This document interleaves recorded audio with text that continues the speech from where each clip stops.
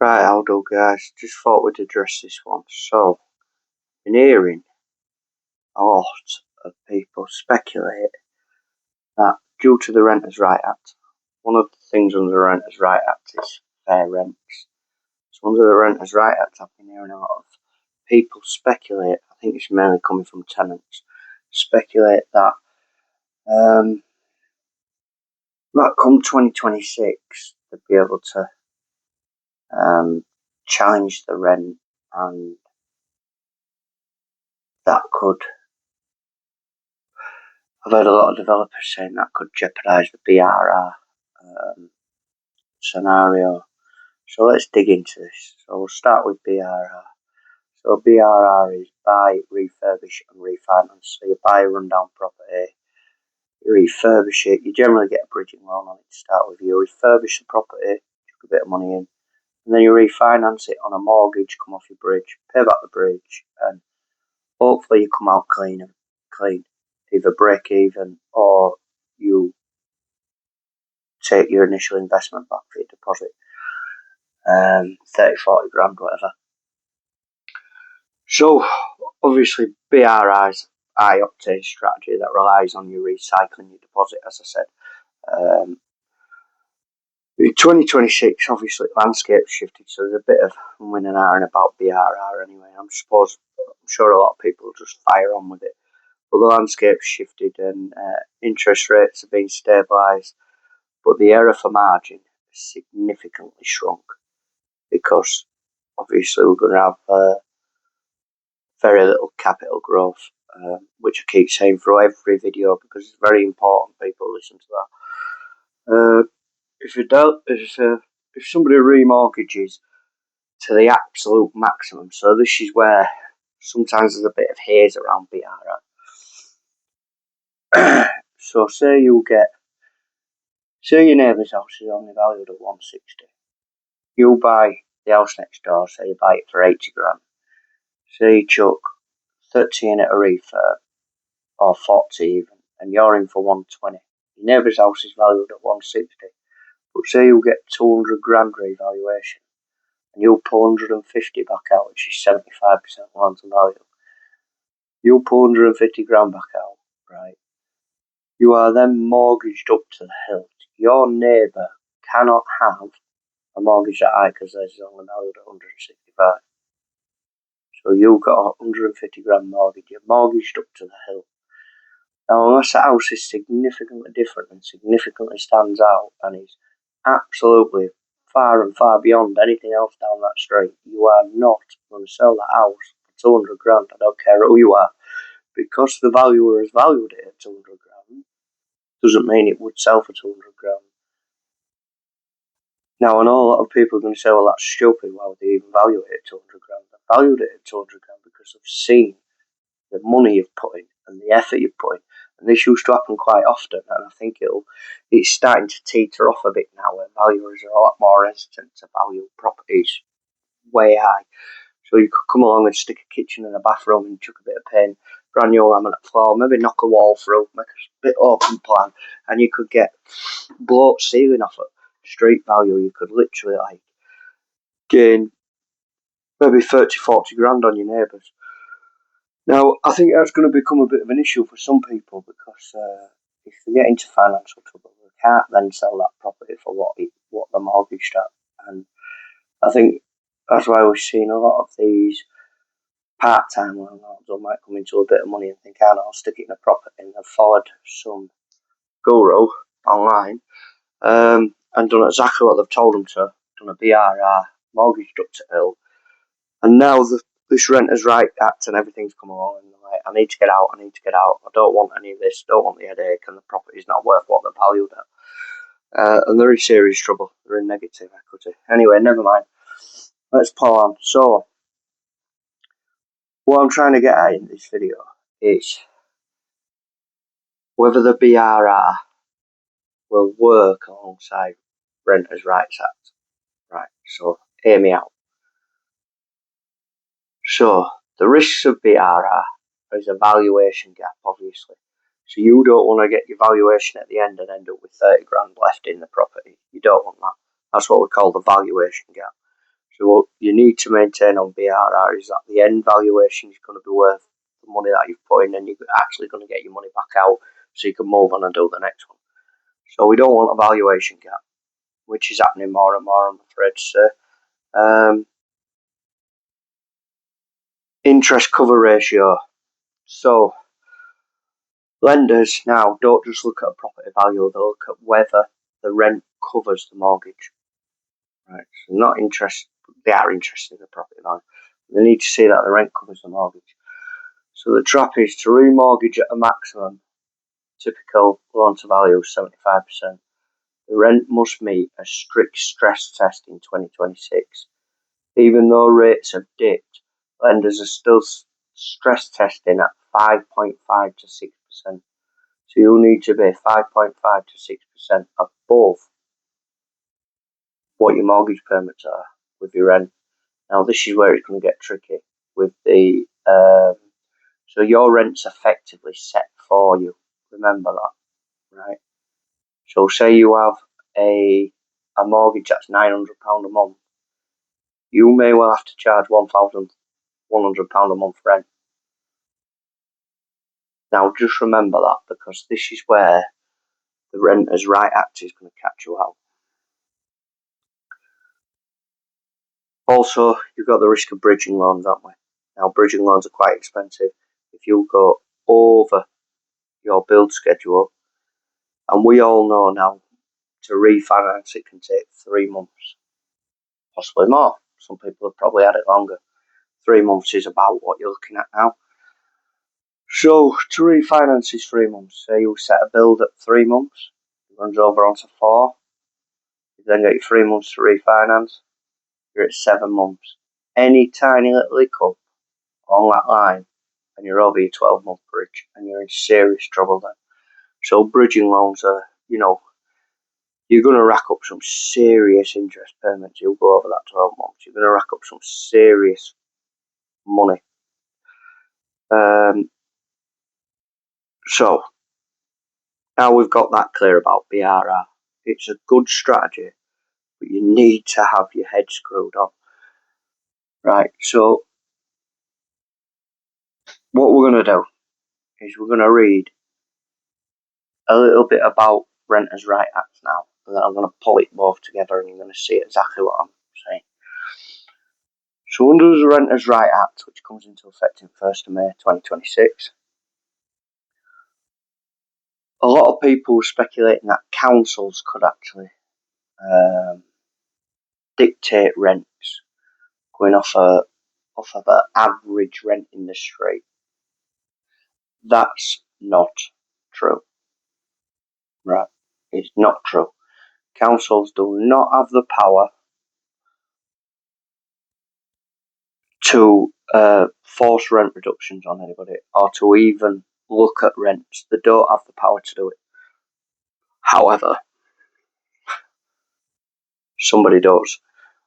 So the Act introduces a new system that gives tenants the power to challenge the rent, which can lead to a legally mandated rent reduction via tribunal. Now you might think, my tenant's not going to take me to court. It doesn't cost them anything to do it. So stand by. How is the rent control mechanism actually works, and how it might catch you out? A property developer, property, whatever you are, investor, whatever, how it might catch you out, whatever you want to call yourself. The death of rent review clauses. So before this act, many landlords had clauses in the contracts that automatically increase rent by, say, a couple of percent, 5%, whatever, every year.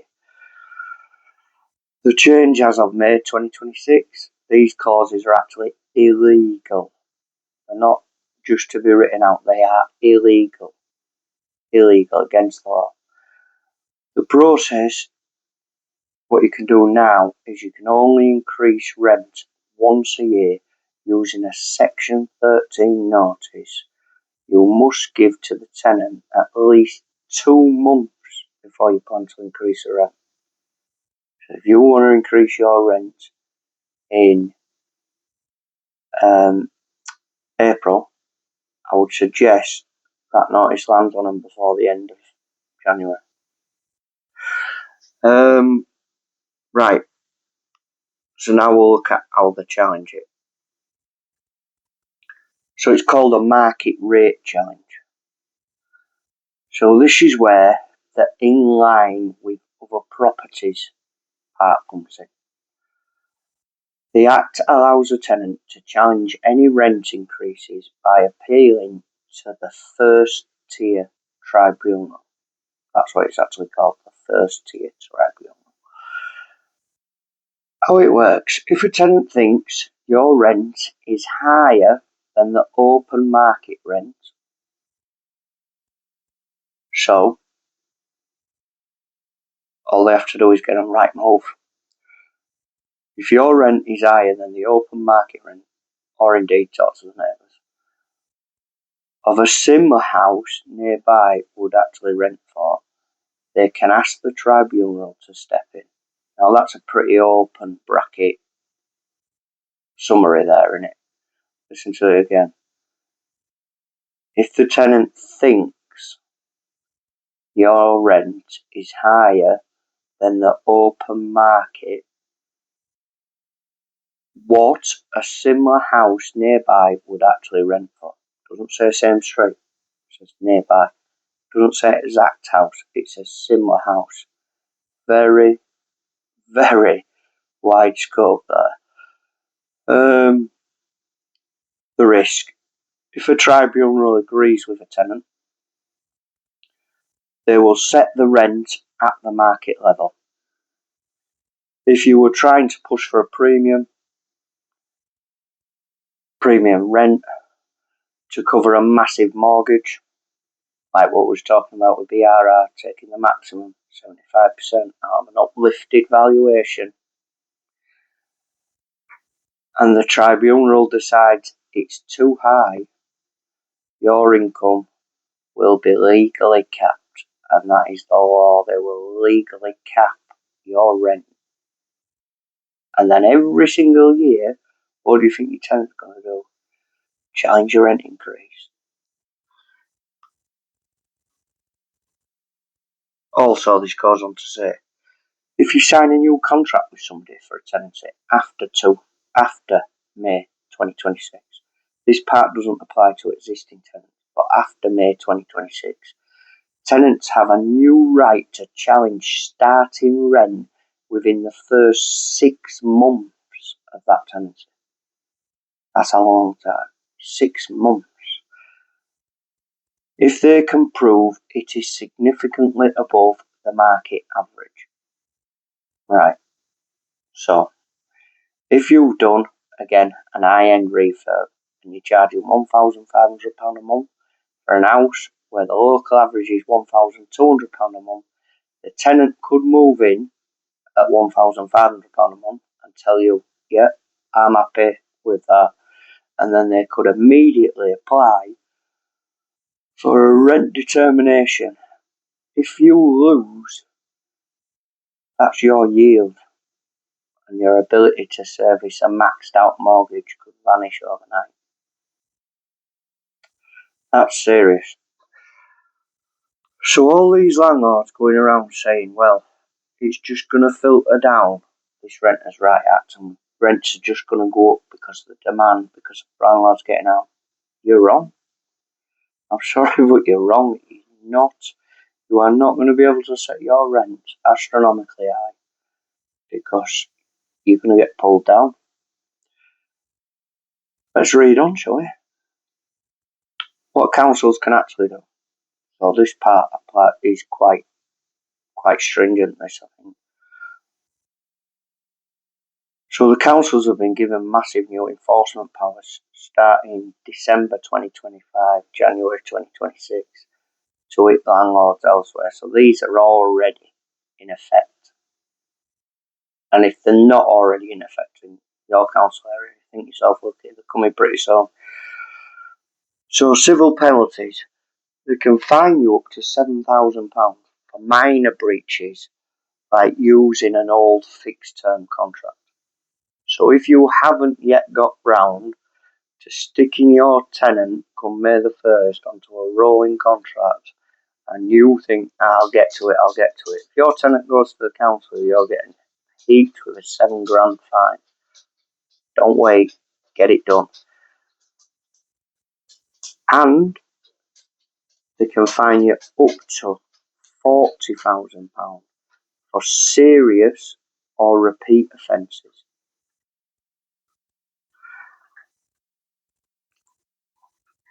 Have you heard of RROs? RROs are rent repayment orders.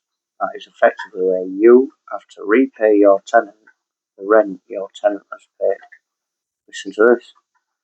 If you fail to meet a decent home standard or breach the Act, that's the Decent Home Standards Act, a council or tenant can apply for an RRO. The council don't even have to apply for it. A tenant could apply for an RRO. Maximum repayment has doubled. You could be forced to pay back up to 24 months of rent to the tenant. So it used to be 12 months. Now you could be forced to pay up to 24 months of rent. You just imagine that's 2 years worth of not only profit, but mortgage payments you're having to pay back to that tenant. That's enough to severely damage you, if not finish you. Summary. So we talked about BRR and we talked about renters' rights. Now this is why these renters' rights, I think, will hurt the BRR scenario and the max mortgage.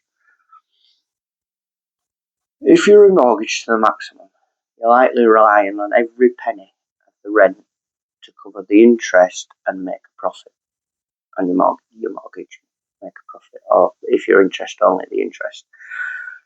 If a tenant challenges your rent and the tribunal freezes it or lowers it, which is well within the capability, they can lower your rent or freeze it, you may fall into a negative cash flow position. Now we know what negative cash flows are. The delay tactic. Even if your rent increase is fair, simply the act of a tenant challenging it stops the increase from happening until the tribunal makes a decision, which can take months. So a lot of people are predicting 3 to 4 months for a tribunal, but as soon as your tenant enacts that tribunal, that is it. You cannot. Remember what I said earlier, you've got to give them 2 months' notice. So the minute your notice drops, that tenant might wait the first month out. They might wait 2 weeks of the second month, so they might be 6 weeks in, and then they might enact that tribunal, the challenge on the rent. Then you could be another 3 to 4 months. So now you've lost 5.5 months worth of rent increase. And let's face it, how many tenants are not going to do this? So, this is my tip for 2026. Over-egging. Your projected rent to a mortgage lender is more dangerous than ever. Right? If the lender approves the loan based on £1,200 a month rent, but the tribunal later forces it down to £1,000 a month, you're stuck with a debt that you can't afford to service. So, what I'm going to say to you is, I think, personally, people are going to have to start leaving money in deals. Because you cannot guarantee. Everything might go swimmingly, you might get 40 grand out and think, oh, on to the next one. And you move a tenant in and then a tenant just goes, bang, and they're well within their rights to do it. And you end up, instead of £1,200, you end up with £850 a month. You don't even pay your mortgage. Your mortgage is £920 a month. You're then paying the rest of that out of your own pocket and making no profit. What then? What then? I think a strategy for 2026, we have to leave money in deals. So I've done you a little scenario of the perfect storm, just to prove what I'm saying. This is a scenario of the perfect storm for a developer to get caught out because of the Renters' Right Act. The gap between the rent and the neighbour's rent isn't just a point of comparison, it's a legal liability.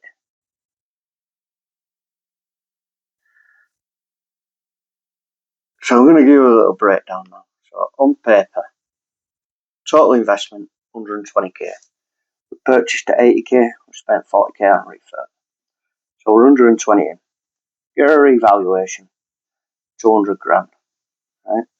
Mortgage 75%, 75% LTV. We've got a remortgage at 150 grand. We pulled out 30 grand. Yeah? We're happy. That's a good BRR, isn't it? That's good, isn't it? Pulled out 30 grand. Right. We have a target rent of 1,200 a month. Our mortgage is 950 quid a month.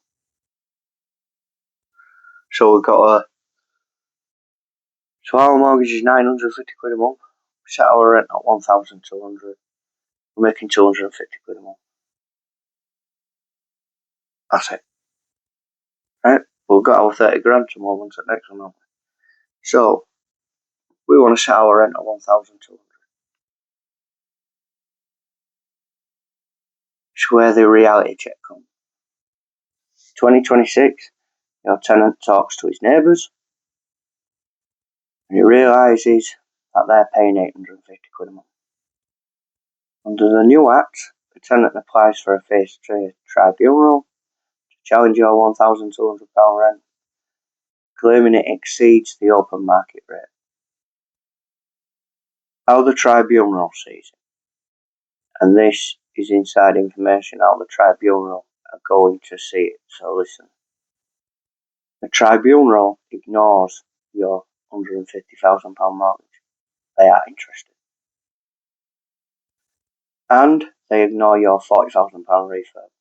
They are interested. They only look at comparables. You know when you're comparing a deal and everybody says comparables, well, they're now looking at comparables and that's all they're interested in. So, neighbour A, £850 a month, identical house. Neighbour B, £850 a month, identical house. Neighbour C, £900 a month. He has a bit of a bigger kitchen, tiny little extension. Your property, you argue your 40k refurb and your new kitchen and better EPC justifies the extra £350 a month. The verdict. The tribunal rarely allows a 40% premium just for a nice kitchen if the area's ceiling is 850 quid. They might grant you a small refurb premium. Don't get your hopes up. Perhaps setting the rent at £950. But they are highly unlikely to approve the £1,200 you need.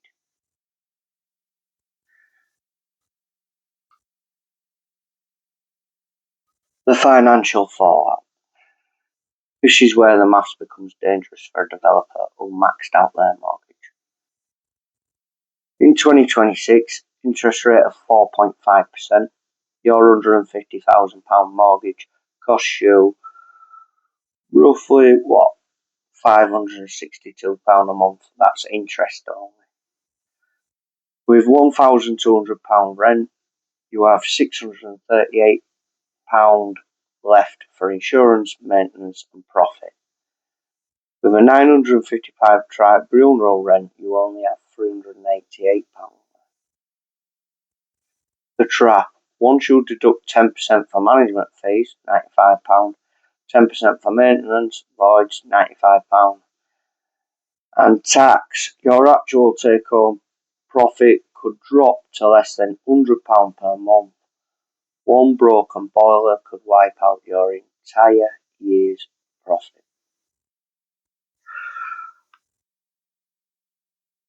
We also then have a breach of mortgage conditions. So most buy-to-let lenders in 2026 require an interest cover ratio, an ICR, interest cover ratio, of 125% or 145%, depending on your lender. It can be anywhere in between as well. Some can be lower, don't quote me on that. A stress test rate, usually around 5.5 or 6%, which we covered earlier, if you remember. To keep the £150,000 mortgage, the lender might require the property to prove it can earn at least £1,100 a month. The disaster is the tribunal legally sets the rent at £950. You are now under rented according to your mortgage contract. When you come to remortgage in 2 years, the bank will see the £950 income and refuse to lend you 150 grand. They might only lend you 125. The result, you have to find 25 grand in cash to pay back the bank, or they will force a sale. Because remember, you've only been paying interest. You've been paying interest only, which is what all the gurus tell you to. Interest only.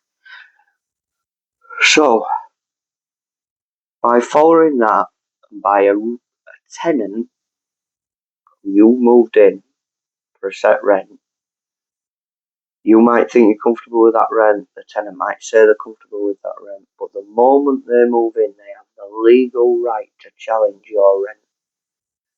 So by challenging that rent, they are effectively putting your house at risk.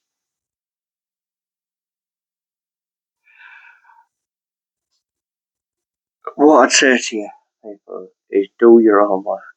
Right? I'm not a financial advisor. However, I do a lot of digging into this stuff to help you out, to give you free advice. It might all seem dull and gloom tonight. However, there is some good news coming. But just be careful what you buy and do your research, peeps. Alright, I'm out.